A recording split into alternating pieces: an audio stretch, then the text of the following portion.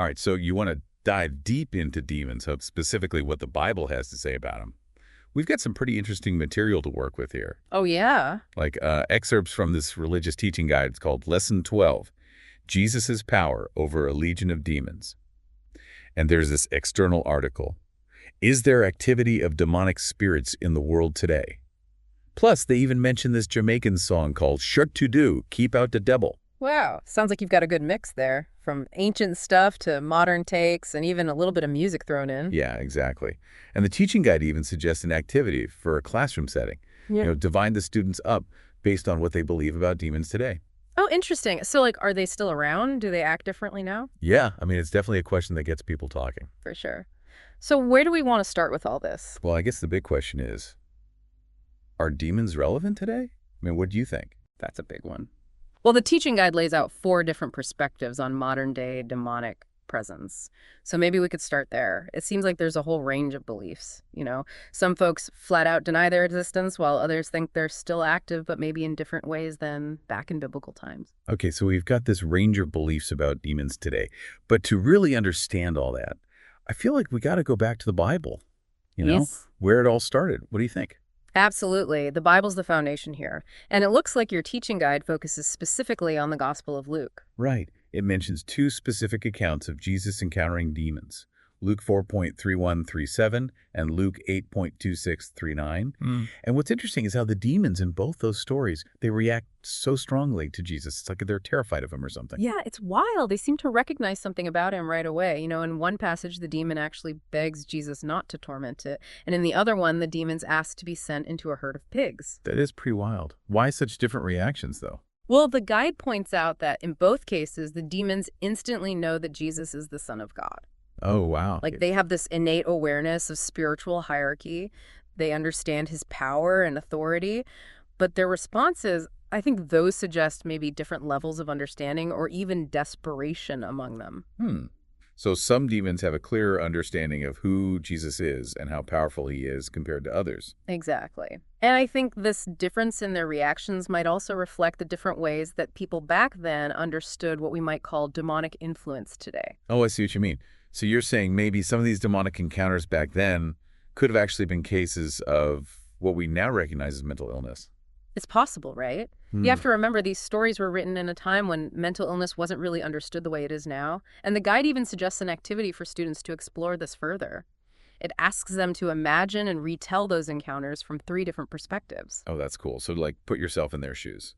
Exactly. The demon-possessed man, the demons themselves, and then the people who witnessed it all.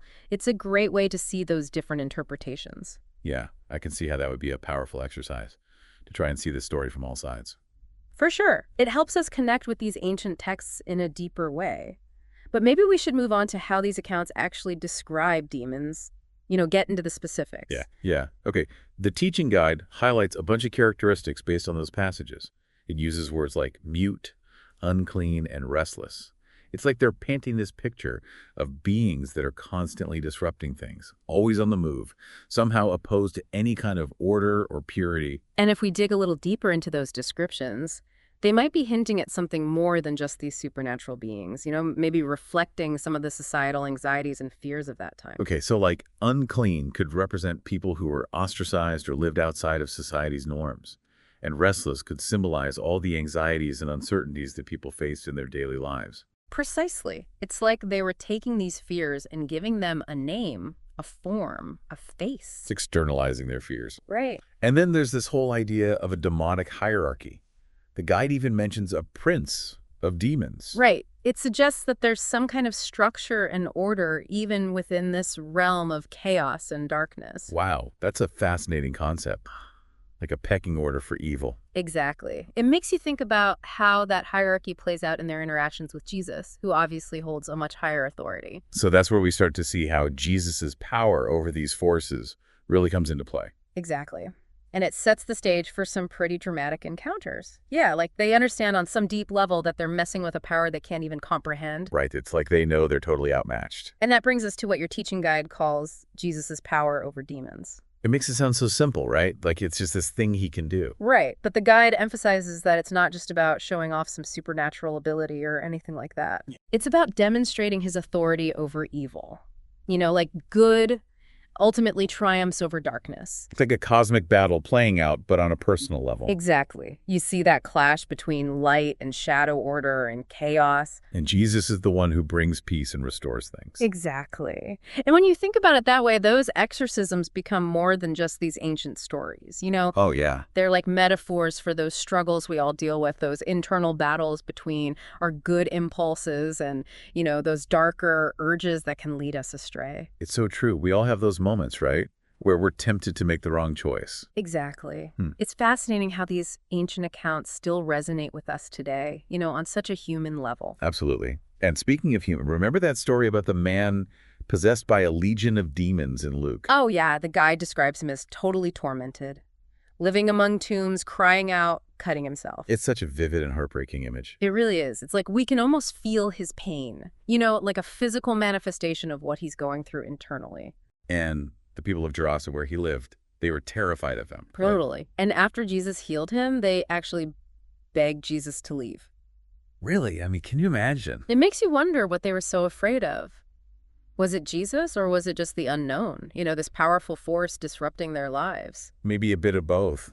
It's like they couldn't handle the change. Yeah, it shows just how complex faith and fear can be, especially when we're faced with something that challenges us. Pushes us out of our comfort zones. And the guide suggests an activity to explore this further. Imagine and retell the story from 3 different perspectives. Oh, that's interesting. The demon-possessed man, the demons themselves, and the people of Gerasa. That's a brilliant way to unpack it, to try and understand each perspective and remember that there's always more to the story than meets the eye. And in the end, as we consider all these different perspectives and emotions surrounding those demonic encounters, the guide brings us back to that central message. Jesus' power over demons shows his divine nature, his authority. And that message still resonates with people today. The idea that there's this higher power that can intervene in our lives, overcome darkness, bring healing. It's a source of hope and comfort for a lot of people. It's a powerful reminder that we're not alone in those dark times. There's a force for good out there, a light that can shine through even the darkest shadows. Absolutely.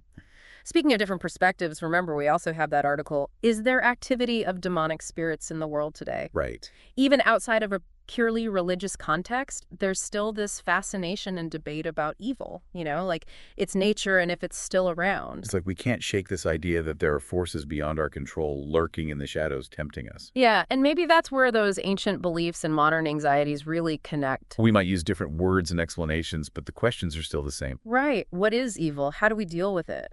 Where do we find the strength to overcome it? Those are some huge questions. They are. Yeah. And, before we get too deep into the modern relevance of all this, I have to ask about that Jamaican song you mentioned. Oh, yeah. Shut to do, keep out to dibble. It feels so lighthearted compared to everything else we've been talking about. It does, right? Like a little wink from the universe. Exactly. It reminds us not to take ourselves too seriously. Sometimes a little humor can be just as powerful as any deep theological discussion. Music has a way of getting under our skin. Oh, yeah. Expressing things that words just can't quite capture. So even with its playful tone, that Jamaican song might be saying something really deep about cultural beliefs and anxieties. Exactly.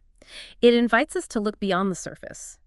Consider how these concepts are woven into our lives, sometimes in surprising ways. It makes you wonder what other modern-day rituals or expressions reflect our fascination with the unknown. Those forces we can't quite grasp. It's like opening a door to a whole new world of exploration. Yeah. It really is a whole new way of looking at things. So maybe it's time to bring this back around to those modern-day anxieties. You know? Yeah. Even if you don't believe in literal demons with horns and a tail, we all have our own demons to wrestle with, right? Oh, absolutely. I mean, we've come a long way in understanding mental health. But those inner struggles, those negative patterns and anxieties haven't gone anywhere. Right. They can still have a huge impact on us, affect our thoughts, behaviors, relationships, the whole 9 yards. So things like addiction, fear, self-sabotage, Yeah. even that voice of self-doubt that we all have, could those be considered our modern-day demons? Exactly. And just like those biblical accounts describe demons influencing people, these internal struggles can feel like outside forces, something we're battling against, instead of just parts of ourselves. It's like they have a mind of their own. Right. And that makes me think about the power of belief. If someone truly believes they're being tormented by a demon, that belief can have some very real effects, even physically. But on the other hand, believing in a higher power, believing that you can overcome darkness, that can be so empowering. Totally. It's like a self-fulfilling prophecy, Hmm. you know? What we believe shapes our experiences and how we interact with the world. So it's not about whether demons exist or not. Right. It's about what demons are we wrestling with in our own lives. Exactly. What are those things that are holding us back? And then what beliefs, resources, support systems can help us face them. Powerful stuff. And it brings us back to that question you asked at the very beginning, you know? Right. Are demons relevant today? Maybe the answer isn't about proving or disproving anything, but about recognizing how these concepts still reflect our deepest fears and hopes, you know? And how we grapple with good and evil both inside ourselves and out in the world. It's been quite a journey, hasn't it? It really has. We've gone from ancient biblical texts Yeah. to Jamaican music, explored different perspectives on demonic presence, and even talked about what all this means for us today. It's amazing how all these different pieces can fit together, you know, help us understand ourselves and the human experience a little better. And for me, this whole exploration wasn't just about demons or ancient beliefs. It was about that universal human desire to make sense of the world, Absolutely. to understand those forces that shape our lives and the choices we make. It's a conversation that's been going on for centuries, you know, across cultures and generations. Right. This whole idea of good versus evil, the search for meaning, and finding that inner strength to face our demons and come out stronger on the other side. Wow, what a way to wrap things up. So much to think about. Lots to ponder, for sure. And remember, this is just the beginning. Keep questioning, keep reflecting, and keep diving deeper into those things that spark your curiosity. Who knows what you might discover? Until next time.